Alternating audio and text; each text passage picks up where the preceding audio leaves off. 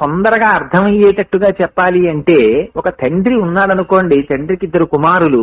ఒకటవ కుమారుడు లక్షాధికారి, రెండవ కుమారుడు కొంచెం మధ్య తరగతి వాడు. ఇద్దరు ఉగాది పండక్కి తల్లిదండ్రుల దర్శనం చేసుకోవడానికి వచ్చారు. పెద్దవాడు ఐశ్వర్యవంతుడు, అపారమైన ప్రేమ ఉంది తండ్రి అంటే.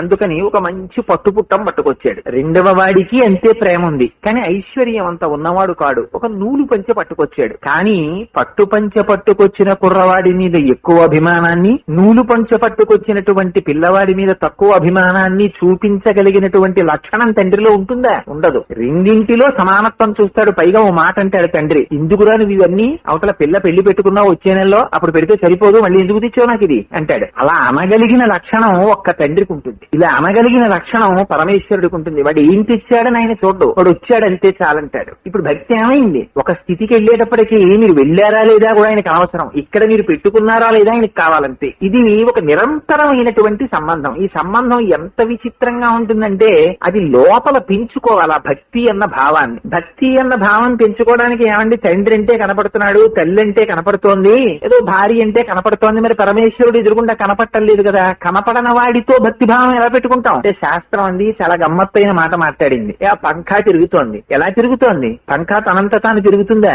అందులోకి విద్యుత్తు ప్రసరిస్తే తిరుగుతోంది. కానీ ఆ విద్యుత్తుని నువ్వు కంటితో ఎప్పుడైనా చూసావా? చూడలేదుగా. చూడకపోయినా నువ్వు విద్యుత్తు యొక్క ప్రయోజనాన్ని అనుభవిస్తున్నావా లేదా? ఫ్యాన్ ఆగిపోతే అయ్యో ఫ్యాన్ ఆగిపోయిందండి అనరు, అబ్బా కరెంటు పోయిందండి అంటాడు. మీరు చూసాడా కరెంట్ ఉందో పోయిందో? ఫ్యాన్ ఆగిపోవడమే కరెంటు పోవడం. ప్రయోజనం చేత తాను కంటితో చూడని విద్యుత్తు యొక్క ఆస్తిత్వమును అనుభవించి ఆనందించి మమకారమును పెంచుకున్నట్లే, తన కంటితో తాను చూడకపోయినప్పటికీ లోపల పరమాత్మ ఉండబట్టి ఇది ఉన్నది, లోపల పరమాత్మ ఉండబట్టి ఆయన విభూతిగా ఐశ్వర్యం ఉన్నది అని గుర్తిరిగిన వాడెవడో వాడు భక్తి భావముతో ఉన్నవాడు. అటువంటి భక్తి నీకు ఏర్పడితే ఏమవుతుంది? వాడు పక్కన ఉండాలని కోరుకుంటావు. అంతే భక్తి అంటే.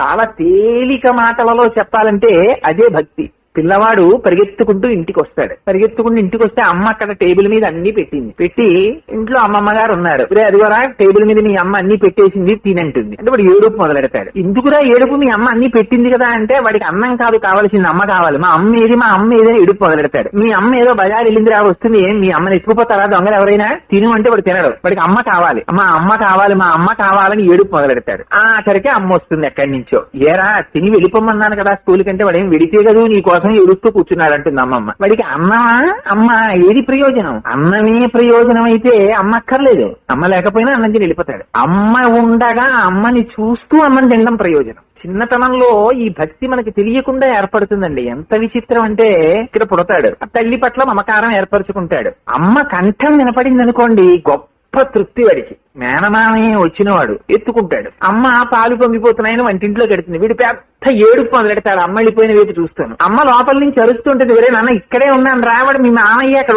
ఉండరా వాడు ఎత్తుకున్నాడు రా అంటుంది. అయితే వీడు తృప్తిగా ఉంటాడా?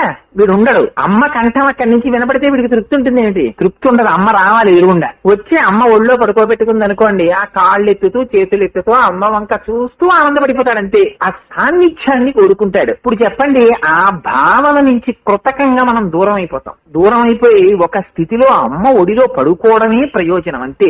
అన్నం ప్రయోజనం కాదు, ఐశ్వర్యం ప్రయోజనం కాదు, బంధువులు ప్రయోజనం కాదు. అమ్మతో ఉండడమే ప్రయోజనం. అది విడిపెడుతుంది. తనంత తాను అన్న స్థితి ఏర్పడుతుంది.